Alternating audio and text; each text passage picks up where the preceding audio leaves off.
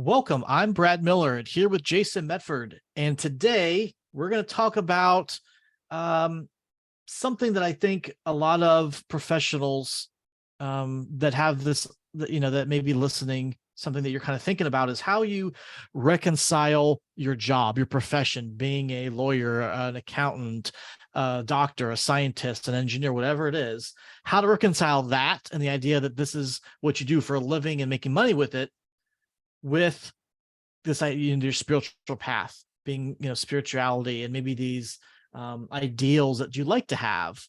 How do you reconcile those things together? Because it's not, it's not necessarily readily apparent sometimes how you might do that. They kind of seem like maybe they're diametrically opposed.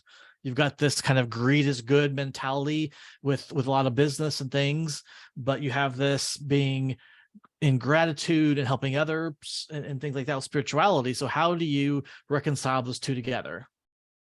Yeah, which I think is, I'm still going through that process as well, right? I mean, It's a learning process. Oh yeah. yeah, and I think we go through some of it probably our whole life because at different points in our life, we're gonna feel like we need to do something different.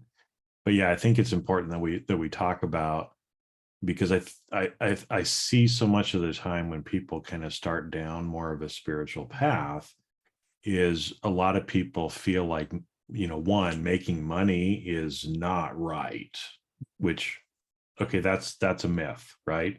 You can make a lot of money and still be very spiritual, right?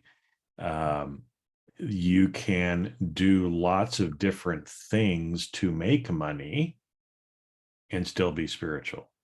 And that's fine because I kind of look at it of it's not necessarily what you do to make your money, but how you do it that is one of the differences on kind of the alignment. Because I see a lot of people that maybe come into this and say, hey, I'm doing this for my profession right now, but I'm spiritual and what I want to do is just walk away and become a monk, right? And it's like, well, first off, you need to pay your bills somehow, right? And so there's nothing wrong with having a job or having a career, but can you maybe change the way that you're looking at it? Because again, I hear a lot of people that'll say things like, well, I'm a lawyer, but that's not really aligned with me right now. And so what at least one of the points I want to make today is if you're saying that, do a timeout. Do a timeout and say, why maybe don't you feel aligned? Because, again, if we've spent 20 years, I mean, for me, I've spent 30 years doing certain things in my career that I don't think I necessarily need to completely throw away, but how am I doing it or how am I looking at it? And so I'll just give an example, because they're easy to pick on. Ambulance chasing attorneys, right? And again, this is not to offend Not anybody. me. It's not me. I do Yeah, that's not not do that's not that. where I you don't practice practice, that, but we see billboards down here in LA all the time. I mean, like half the billboards are like, injury attorneys. And well, let's just say that somebody's an injury attorney, right? And if your whole purpose for being that is like, yeah, I'm going to make a ton of money, I'm going to screw everybody, and I'm gonna be so rich, right? Well, if that's kind of your intention, and that's why you became an injury attorney, and now you start to realize there's more to life, and you're becoming more spiritual, I can see how you would feel misaligned if that's your intention for why you're doing that, right? But could you change your intention, right, without having to give up your profession completely? What if you could move from I just want to be rich and I'm going to screw everybody mentality? Okay. all the lawyers have just immediately have turned we've lost They all the turned us off. lawyers that were listening to this. So Like I said, we're gonna start picking on I accountants only next picked time. that because it's an easy Yeah. target. Okay, but what if you switch? Because you know what? We need injury attorneys because people do get injured. And unfortunately, a lot of times the other side is not fair and reasonable, doesn't compensate people accordingly. And so those people need to be represented, right? They need the support of an attorney to help them. And so can you switch your intention from maybe making lots of money to serving and helping those people? Can you switch your attention in whatever you're doing from it just being a job and a grind and making money to having fun doing it, or to seeing how you can serve other people by what you're doing, right? And so the reason I've got the whole idea of job career calling, and this was, I'm a public speaker too, and so hang out with a lot of public speakers and listen to a lot of other people. And one of the guys that I know, Ed Robinson, shared this story in one of his speeches that I heard, and kind of talked to him about it afterwards. But the difference between a job, a career, and a calling, which is kind of interesting because, as a speaker, I've spent a lot of my life living in hotels. And a lot of times when we're in the hotels, we don't think about the people that are behind the scenes coming in and cleaning our rooms every day, right? Because we're off thinking about or have our attention on something else. The people that are cleaning our rooms, most of them, it's a job. They just show up and they're like, oh man, this guy made a mess today. I can't believe, what a jerk, whatever, right? And they just have the job. Or there can be people who are like, hey, I'm a cleaner in a hotel and I want to become the supervisor, right? So it's more like a The career. stepping stone. They're working Yeah. towards a stepping stone of something. But those first two, it's really more about the money. And I remember the reason Ed brought this up in a talk was I can't even remember where he was staying, but there was, whoever was cleaning his room was doing it as a calling instead of just as a job. So this woman was serving the people who were staying in her hotel or in the rooms that she was cleaning. And so she would do these different little things. Like I think one time he had piles of stuff like all over the floor. And so she came in and she brought in a table, right? It's like, oh, this guy's trying to, coordinate everything, brings in a table so he has more space for him to be able to organize all of his stuff, right? She was going above and beyond because she was doing it out of love or service to the people who were in the room, who was staying in the room, right? And so imagine the difference in how you feel going to work. If it's a job and you're just there for money and you hate your job, versus can you change your intention? Can you change your view to seeing it as a way to serve or help other people? And to me, I think that's one thing where, it's like, don't just give up everything, right? It's like, but can you change your intention on why and how you are doing what you're doing? So my buddy Drew is a personal injury attorney. Shout out to Drew.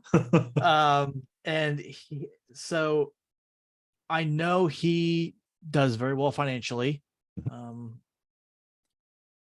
At one point he had multiple homes and drove a Tesla and all that stuff. So like money is not a thing, but it's not his focus. So for Drew, he, rather than seeing, dollar signs when it comes to a person's gotten injured, I know there are a lot of lawyers who see dollar signs, and when they come to, when they got a client in front of them, and other professions the same way. It's not just lawyers, but for Drew, it's not about the money he's making to help these people by, providing them legal services. He's all about helping these people recover from this injury they've sustained. So, his kind of the firm motto is "Come recover with us." And so everything that he does is all about how he can help his clients get back to where they were, physically, mentally, emotionally, presumably spiritually, for that matter, but how can they recover from this injury that they've sustained in an accident of some sort? And so he designed his practice around that. Now, it's been a couple years since I was in his practice because of all the, pandemic related stuff and things like that. But so his office, he's got before Zoom was a cool thing that we all did and everything else, he had video conferencing set up in his office so that he would not have to have his clients who are injured. Maybe they are in a wheelchair, or maybe they have problem moving, mobility issues. They wouldn't have to actually come into his office to speak with him. He would jump on a video call with them and he would talk to them from their home. Maybe they're in the hospital or someplace else, and wouldn't have to come downtown and deal with them that way. He tries to get them connected with other professionals that can help, therapists, people who do physical therapy, or psychologists, psychiatrists, people like that. They can help them recover emotionally, mentally from their accident as well. And so, yeah, he makes a good living doing what he's doing. He makes money doing it, but that's not the reason why he does it. He does it because he wants to help these people get better. And that's, I think, goes to that point that you're talking about, that he in his own way is spiritual about that. He's not looking at it as the money thing. He's looking at how am I helping others? And by doing that, I think it's so much easier now to reconcile these other things like sitting in silence, having gratitude, when you are going from an intention of service already. Yeah, and I think that's where, because a lot of people, again, as they start the path, they start saying things like, I don't feel aligned. Right. And again, it's not necessarily what you're doing to make a living. Right. It's how you're doing it. It's your intention behind it. And so yeah, if you're trying to become more spiritual, more loving, more serving, more, whatever, but you're spending your whole day in your job or vocation, thinking about greed and some of these other things, you're going to feel misaligned, right? Because the majority of your day, you're focused on greed and anger and fear or whatever it happens to be. And then you're spending a few minutes each day trying to love everybody. Right? It's like rainbows and puppies, and rainbows. Let's kill the puppies and let's get money for or it's like the people that go to church. They go to church, they spend an hour, praise Jesus or whatever, and then they go out in the parking lot and they're yelling and flipping off everybody out of the parking lot. Right? It's like, which one of those is going to win? Especially if more of your life is focused on those other areas. So yeah, I like that, because, how do we reconcile what we do to make money with our spirituality? Well, I think, again, a lot of it can go back to the intention and how we're doing it. Like you said, your friend Drew, he makes money, and there's absolutely nothing wrong with making money. Right. Right. But his intention, or his primary intention, is not necessarily to make the money, but to help people recover, to serve them, to be the advocate for them, to help get them what they deserve or what is fair for them, so that they can heal. Right. And so we can do the same thing, right? And even, how we're approaching it. Right. Instead of trying to screw somebody over. Right. Well, is there a way that I can do this more with love and fairness, instead of just trying to screw somebody over? Right. Because if you're screwing people over in your job, it's going to hinder your spiritual growth.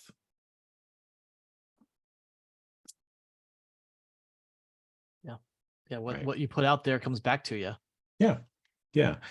And again, I mean, it doesn't mean that everybody has to quit their job either, but what are some ways, maybe as you think about what you're doing for a living, what are some ways that you can do what you're doing in a different way that's more aligned with who you are, that's more aligned with your personality, right?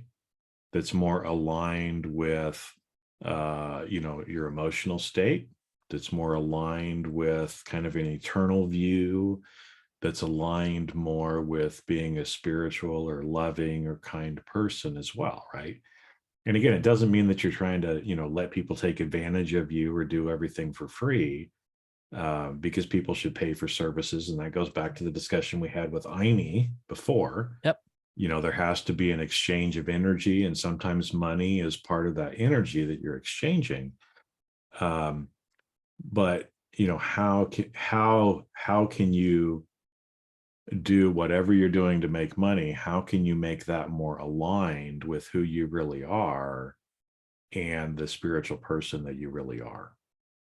And there's probably ways. I mean, again, for everybody, it can be slightly different, on how it looks, but anyway, I just thought that was an important thing for us to kind of start to talk about or start to have the discussion around, because I think a lot of people find themselves in that situation. Yeah. And it's not something where you have to say, well, I guess I can't be a lawyer anymore because, this totally goes against what I'm trying to do here with the spirituality side. That's not the case at all. Yeah. You went to law school, you spent, 4 years in college before that. I mean, you've got 7+ years of education, of higher education that you went to do this. Doesn't miss now that you've decided that you want to be, that you want to be more spiritual, does not mean that you need to throw all that all away. You don't need to go, jump into the hippie commune and, throw off all your clothes, give away all your money to charities and that kind of stuff. Like, I mean, if you want to do that, that's fine, but that's not a requirement of being a spiritual person. You can be very, well dressed. You can have nice things, cars, houses, boats, lots of money. All that stuff is great, and you can still do that and still be a spiritual person. You're using that wealth to help you serve and to do things like that. And so it's something. The idea of throwing the baby out with the bathwater. You know, you don't have to get rid of your vocation, your profession, your career, just because what you're doing today doesn't seem like it quite aligns with where you ultimately think that you want to be going and are trying to go that path you're trying to follow down. But I'm sure that, everybody can think about probably some different ways to make it more aligned. Because another one that I see a lot of times, and again, this is regardless of what we're doing, is we're all kind of our own artists. We're all, Brad is different than me. We're similar in some ways, but we're also different in other ways, right? So I don't need to pretend to be Brad. He doesn't need to pretend to be me, right? We each have our own way of doing it. And that's again what we've tried to say is we're not here to tell anybody what to do or necessarily how to do it either, but just give our experience and then allow everybody to kind of figure out what works for them, right? Just so that we're not just copying other people or doing things because somebody that we admire is doing it in a certain way, right? But how can we do things with more love, with more kindness, with more discipline, with seeing the other person as not only just a human being, but as a cosmic or whatever, light being that you want to refer to, because like for me, I see Brad, love Brad, 3D Brad, I love Brad, but I also see Brad as more than just his body, right? I'm much more than just my body. You are. It's a nice one, but there's more than just that to me. Yeah. Yeah. I mean, it's not just a pretty face. Yeah. And so again, as I'm interacting, as I'm friends with Brad, I'm seeing more than just in this 3D world that we're living in, right? I see the being behind the body, right? And I love him and want to do things to help him, right? And we can do that in our work as well, right? Is that as we start to see the other people as connected to us, as we can see the being inside or behind the body, it starts to change our perspective on how we start to interact with other people as well, right? And I think that's, and that's why, again, I think the more that we can bring this into, and again, the practices might look different, right, on how different people might do things, but and like we said, this applies to any profession, right? I mean, one of my friends is a doctor, and a lot of doctors don't have very good bedside manner, or they're just seeing people as transactions, and they're trying to get through and see people as quick as they can, right? Where my friend actually takes a little bit of extra time to see the person, to spend that extra minute or two actually listening to them and giving advice, that would be in that person's highest and best interest as far as they can tell, right? There's a difference. There's a big difference in the how, right? Those two different people are approaching it. There's a difference in how your friend Drew approaches personal injury law versus all the people that I see on the billboards down here, right? And that's where, again, and for each person, finding out how that works for you or what it is will help you feel more aligned. And the more aligned that you are, right, the more successful you will be in every different aspect. The happier you will be, the more at peace you will be, right? You won't wake up in the morning and go, oh my gosh, I got to go to work today, right? Because done that. yeah, and I've done that too, even still. I mean, some days I wake up and I'm like, and then I have to remind myself, right, why I am doing it, right? And switch that instead of, oh, I have to go to work. Man, what an amazing day that I have for the opportunity to go and serve people. What an amazing day that I get to show up and spend some time with Brad today and make these podcasts for people that I don't even know, right? And there's at least 2 or 3 out there. There's 2 or 3 of them that are out there that are listening. But so you guys, we appreciate it. Yeah, this is for you. But again, it's a way for me to serve, right? And thinking about, again, whether I know these people or not, that hopefully as people are listening, that they're getting value from it and it's helping them in their day, right? And so you just, the more we can start to switch that perspective and also to put into it, right, the right kind of energy as well, right? So if you're writing an email, as an example, right? I have to write this email. Well, what's your intention behind writing the email? I'm writing the email because I have to write the email. Because I have to do it. Because I have to do it, right? Or do you switch that perspective and say, I get to write an email today to people and help provide them hope for the day. So I'm going to write a message, right, that I intend to provide more hope to people who actually read it, or to provide some knowledge that I have for those who want to hear it, right? Because again, in my business, we write lots of emails, right? And so, again, sometimes it's what's my intention.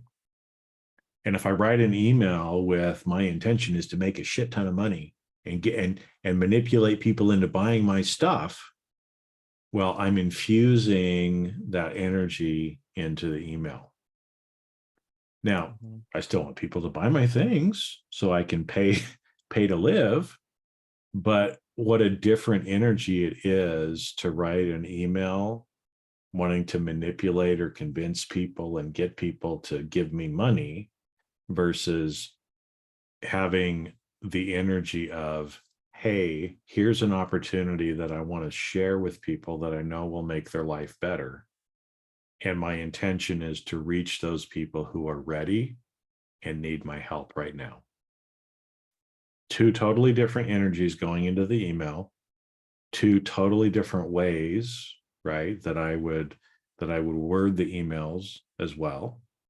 And again, I mean, for a long time, I've been taught how to use all these manipulative tactics and everything else. And I've been trying to do that for a long time because that's what I was taught to do, and how you Persuasion, have to do influence, and it things. and how you have to do it to be successful. But part of it always felt a little icky to me. And so now I've been tuning and trying to make it more aligned to myself, to where I want to share a message. I want to let people know that an opportunity exists. Right. And I'm doing that again, not to take anybody's money, but to provide or share the opportunities. So those people who are ready and need and want that they have the option at that point to choose what they want to do. Yeah, I don't know if you saw, I kind of grinned a couple minutes ago because the energy root was something that was coming to me as you were talking about that, how it's just a totally different energy that you're putting behind it. And when you are doing the work for the money, that's a completely different energy behind that than I'm doing the work to serve. Yep. I'm doing the work to help people. I'm doing the work to bring peace of mind, hope, whatever. Totally different energy. And I think that's how you can reconcile your profession, your career with your spirituality, is through that energy that you're putting behind it. Mhm. Putting that energy of goodwill, of hope, of helping people behind what you're doing. Because like you said, when you do that, the money's going to come. Like that's just a natural thing. It just flows from the energy. But Well, and because people can feel the energy that you're putting out there, and you can feel it too, right? And so you may again, not realize it, but yeah. yeah, you may not realize it. They may not consciously realize it, but they can tell the difference, right? And even just like, I mean, I get so many emails and social media messages every single day from people trying to sell me stuff. And you can tell when it's just a copy paste, and they're just inserting, and they haven't actually looked at my website, or they haven't actually listened to a podcast. But it'll always start off, oh, I saw your website and it looks so wonderful, but hey, can we come and change everything for you? Right. SEO, woohoo. Yeah, SEO, here we go. There's a very different energy in that versus actually having a real conversation with people. Right. And again, I'm not saying, I mean, my team sends outbound messages on social media, but it's more, they send out the message, but if people respond back, it's me who's responding. Right. We're just sending out a message to see if people are interested in talking. And if they are, then I talk with them. But I'm having as close to a real exchange between two people as I can, right? And so I'm tailoring, I'm seeing the person on the other side, and I'm infusing that good energy, because again, I'm not looking at that person as a sale. I'm looking at that person of what is it that they need help with. And yes, if what they need help with is something that I can offer them, then I offer that to them, right? I mean, that's part of it. But if what I have is not what they need, I'm not going to try to manipulate them to buy something they don't need either, right? And so again, it's the energy that we're infusing into it, is an important part. And that's where, again, you can feel more of the alignment. So I feel more aligned the last, few months of how we've kind of changed how we're doing our communication methods. to be more in alignment with who I am as a person and the path that I happen to be on as well. And so, again, I think everybody can do that too. And for everybody, the answer is going to be a little bit different, but you can reconcile having a job or a profession with still being spiritual. It's just more about how you're doing it and the energy and intention behind what it is that you're doing.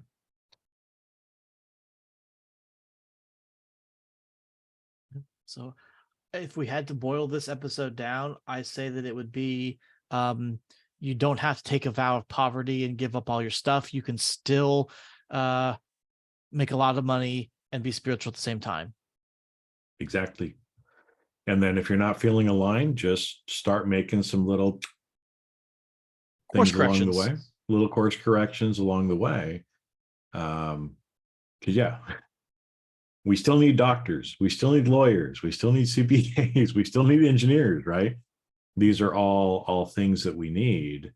But I think too, how much better the world can be if there's that better energy behind all of the things that we're doing. Or that. True that. And I'm sure we'll be weaving and talking about a lot of these things again in more detail too. But I know, like I said, it's I think it was an important thing to talk about, because I think, like you said, a lot of times people give up or try to move on and think that they can't do some of the things that they were currently doing anymore. But you can. You can. Well, hopefully you guys listening, I mean, hopefully this kind of hits you. I know it's something that I've kind of thought about as I started to go along this path. I don't think that my practice was ever, where I would say not aligned necessarily. I always tried to imbue myself into it, my personality, the purpose of helping others in there. But I do know that when you start, at least when I started kind of going down more a spiritual path, I did notice some things that didn't quite feel right. And so it's not that I needed to totally scrap the whole thing. I'm not going to be a lawyer anymore. I can't do this. It's just making some little bit of changes and tweaks here and there. And I know one the kind of metaphor that we're going to be using a lot, because it applies a lot of places, is the idea of tuning in, like a radio or something. And so it's just kind of tuning in my practice to what feels right, and what to me seems like the right way that's aligned with what I'm trying to accomplish. So very important message today. Important message, and something that we can all do. But, again, we can't tell you how to do it. You need to go sit in silence, right? And start to kind of think about what some of these different things could be for you. But the more you do, the more that you're in alignment, the better everything is in your life. So thanks everybody for listening, and we'll catch you on the next episode. Make sure to share this with everybody that you like too. And those you don't like, share with them too. Those you don't like, because you're sharing it from a place of love. Exactly. See you guys. I love it. See you later.